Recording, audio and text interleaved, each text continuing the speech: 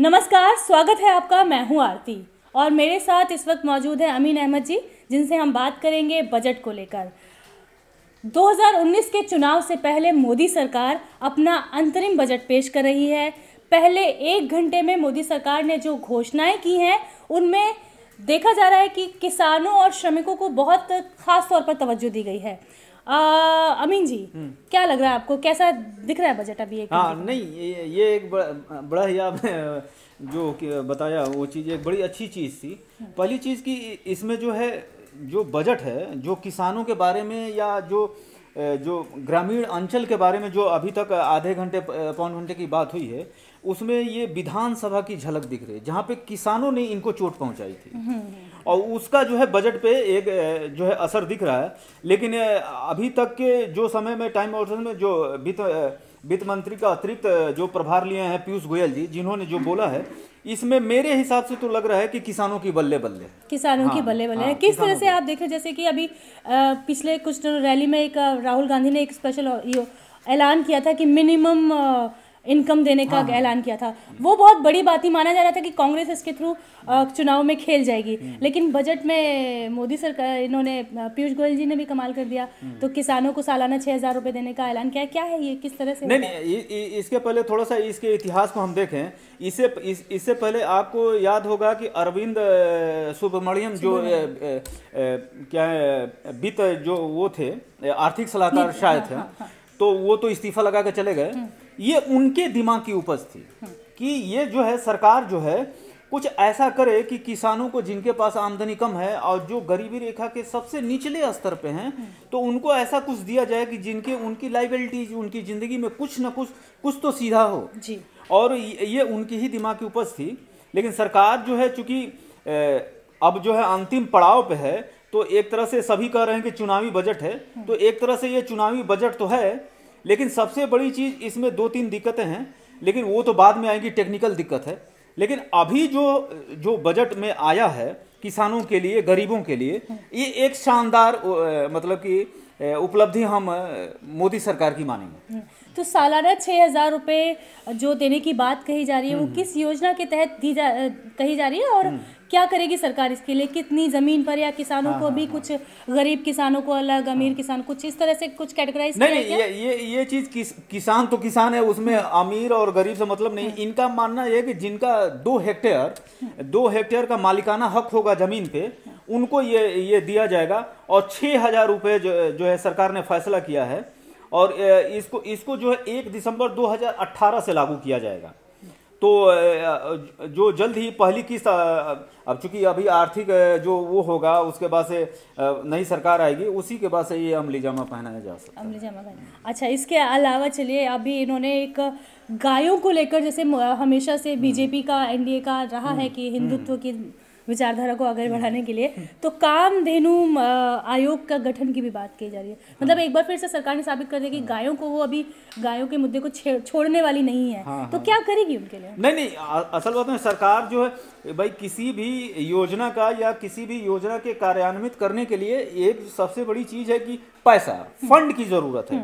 तो उसके लिए सरकार ने कहा है कि मैं एक फंड बनाएंगे जो गायों की सुरक्षा, उनकी आवारा पशुओं की रोकथाम, और जो किसानों की समस्याएं हैं कि जो आवारा पशु जो है गाय और ये सब जो है खेती को नुकसान पहुंचा रहे हैं, तो उसके लिए, और चूंकि गाय को जो है एक माता के रूप में भी देखा जाता, तो इस हिसाब से मुझे लग रहा है कि इस पर भी कुछ देकर सरकार जो है अपनी तरफ वोटों को आकर्षित करने की कोशिश करेगी। एक बार फिर से मैं किसानों की तरफ ही जाना चाहती हूँ।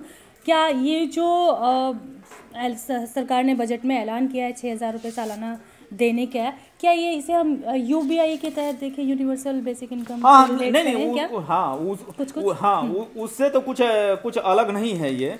लेकिन अगर सरकार अगर इसको जो है अब कैसे करेगी, ये बाद में बताएगी कि हम पैसा कहाँ से जुटाएंगे, कौन सा जो वो प्रोग्राम होगा, या कौन से वो चीजें होंगी जिसकी वजह से ये जो हम आगे बढ़ाएंगे, तब ये डिटेल पता चलेगा। क्योंकि पीयूष गोयल जी बोल रहे हैं, तो ये एक अच्छी खुशखबरी है। तो हम भी अपने व्यूवर को ये बात जल्दी से बता देना चाहते हैं कि भाई अभी ये हुआ है, जो भी डिटेल होगी वो हम आपको देते रहेंगे। ओके। नहीं, देख, जैसे कि गायों के लिए तो इससे पहले यूपी सरकार भी कह चुकी है कि हम गौशाला मध्य प्रदेश भी सरकार मध्य प्रदेश सरकार ने भी किया था, राजस्थान में भी हुआ था। तो मैं ये जानना चाहती हूँ कि ऐलान तो बहुत सारे हो रहे हैं, लेकिन अभी आपने हाल ही में देखा होगा कि किसान बहुत परेशान है छोटे जानवरों से। तो कामधेनु योजना की शुरुआत करेंगे किस तरह से? अभी मुझे लगता है कि अभी आपको याद होगा कि खबर आएगी मध्य प्रदेश में जो है, जो सरकार का पहला जो गौशाला है जहाँ पे गायों को, जो आवारा पशु है रखे जाते थे, वहाँ पे ठंड से 30 गायों की मौत हो गई। तो सबसे बड़ी चीज है कि सरकार और सरकार के अधिकारी उसको किस तरह हिसाब से रख रहे हैं कि इनकी सुरक्षा हो और इनको सही तरीके से रखा जाए। इसमें थोड़ा सा देखना पड़ेगा कि हो क्या रहा है, कि कब जो है इस चीज़ को आगे बढ़ाएंगे। अच्छा, श्रमिकों को लेकर एक बहुत बड़ा ऐलान किया है कि 21,000 से 21,000 तक की वेतन भोगियों को 6 या 7,000 रुपये शायद, 7,000 रुपये बोनस के तौर पर दिया जाए। ये किस तरह से बोनस, मतलब मुझे लग रहा है कि और क्या ये प्राइवेट सेक्टर के लोगों पर भी इम्प्लीमेंट होगा या क्या होगा?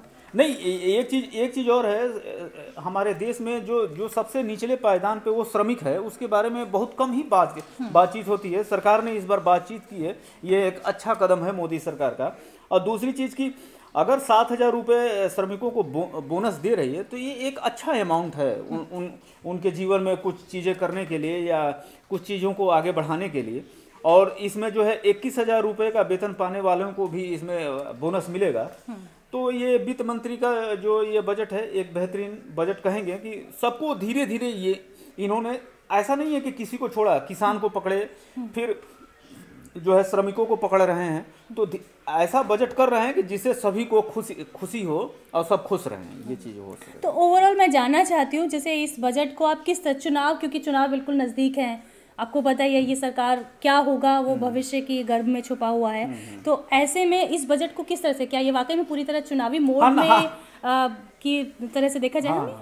नहीं, ये एक तरह से ये पक्का कहा जा सकता है। और जिस हिसाब से कार्यवाहक वित्त मंत्री जो है इस बात को कह रहे हैं, तो इस हिसाब से ये पक्का जो है चुनावी बजट है। और चुनावी बजट के बाद जब सरकार, जो नई सरकार आएगी, अगर इनकी सरकार आती है तो ये किस तरह से इसको पास करवाएंगे, क्या क्या करेंगे और क्या चीज़ जो सर्वे होगा और जो चीज़ें हों बताई जाएंगी, तब ये पता चलेगा कि इसका जो है कैसे इसका फॉर्मेट बनेगा और इसका फॉर्मेट से कैसे जो है लोगों तक इसका फ़ायदा पहुंचेगा, तब इसका डिटेल पता चल। क्योंकि अभी हम लोग जो है सिर्फ इस बात पे चर्चा कर रहे हैं कि वित्त मंत्री क्या क्या दे रहे हैं जनता को, तो इस हिसाब से अभी इसके पूरी डिटेल्स तो अमीन जी, किसानों की तो बात हम कर ही रहे हैं। किसानों के लगभग करीब 22 फसलों पे न्यूनतम समर्थन मूल्य बढ़ाया है सरकार ने। सरकार हमेशा से किसानों की दोगुनी आय का वादा भी करती रही, दावा भी करती रही। पिछले 5 सालों में क्या हुआ वो तो खैर ये एक बार फिर से एक नया ऐलान हो गया। क्या किस तरह से देख रहे हैं आप? नहीं, सरकार जो है किसानों को लेके या फार्मर को लेके पहले से जो है कटिबद्ध है कि भाई हम 2022 तक आपका जो है वो बढ़ाएंगे। और किसानों की, और जंतर मंतर से लेके रामलीला मैदान या हर जगह जो है काफ़ी प्रदर्शन हुआ। सरकार ने एक और किसानों को खुशखबरी दी है कि उसने 22 फसलों का न्यूनतम समर्थन मूल्य को बढ़ा दिया है। तो ये भी एक अच्छा कदम है फार्मर 50% शायद बढ़ाए। फार्मर के लिए एक अच्छा कदम है भाई। किसान जो है जो भी नकदी फसल हो या जो कोई भी फसल हो, उस पर जो है उसको कुछ उसकी समस्याएं जो हल होंगी। ये एक तरह से अच्छा कदम है किसानों के लिए। अच्छा, एक और बड़ा दिलचस्प देखने को मिला, मनरेगा को लेके पीएम मोदी शुरू से ही निशाना साधते रहे यूपीए सरकार पर। इनफैक्ट कई बार ये भी कहा गया कि मनरेगा में करोड़ों खरबों की धांधली हुई और फिर से एक बार फिर से बजट में उसके लिए पैसे आवंटित कर दिया है। हाँ, ये एक आलोचनात्मक हो सकता है कि प्रधानमंत्री लगता है मनरेगा को समझ नहीं पाए थे। वो ये समझ रहे थे, कई बार उन्होंने कहा है कि मनरेगा जो है कांग्रेस के ताबूत में अंतिम कील है और ये लेकिन बाद में जब उन्होंने लगता है कि अकेले बैठे होंगे और इस चीज़ को समझे होंगे, तब उनको पता चला कि ये गरीबों के लिए बहुत बड़ी रामबाण दवा के रूप में है। कि उसको जॉब गारंटी देती है और ये चीज़ें। इसलिए सरकार ने 19-20 में 60,000 करोड़ रुपये का प्रावधान किया है कि जो गरीबों के लिए जो नहर खोदना है उसमें उनको रोजगार मिलेगा, या तालाब के या सरकार का कोई भी ठेके पे जो काम होगा उनमें उनको फायदा मिले, जिससे उनकी आर्थिक स्थिति सुधरेगी। तो मेरे हिसाब से अगर जो है प्रधानमंत्री मोदी जी ने इस पे सोचा है और अपने विचार को बदला है, तो ये एक बेहतरीन कदम होगा जो है गरीबों के लिए, और खासकर ग्रामीण क्षेत्रों के श्रमिकों के लिए, जिनके पास बेरोजगारी की विपक्ष जो ऐसे ही आलोचना कर रहा है कि सरकार के पास रोजगार नहीं, तो ऐसे लोगों को फायदा पहुंचाएगा। ये एक बेहतरीन कदम भी होगा ये सरकार का। तो अमीन जी, फिलहाल तो शुरुआती बजट में गरीबों, किसानों और श्रमिकों के लिए की बल्ले बल्ले होती हुई दिख रही है, हम ये कह सकते हैं। हाँ, बल्ले बल्ले है अभी तो बहुत सारी बातें सामने आनी है, क्योंकि बजट अभी जब फिर आएंगे तो फिर पता चलेगा कि और भी पेश ही कर रहे हैं। अभी तो रेलवे में, स्वास्थ्य में, मध्यम वर्ग के लिए बहुत सारी योजनाएं का ऐलान कर सकते हैं आज पीयूष गोयल जी, और हम इस बारे में और भी चर्चा करते रहेंगे। आप बने रहिए हमारे साथ।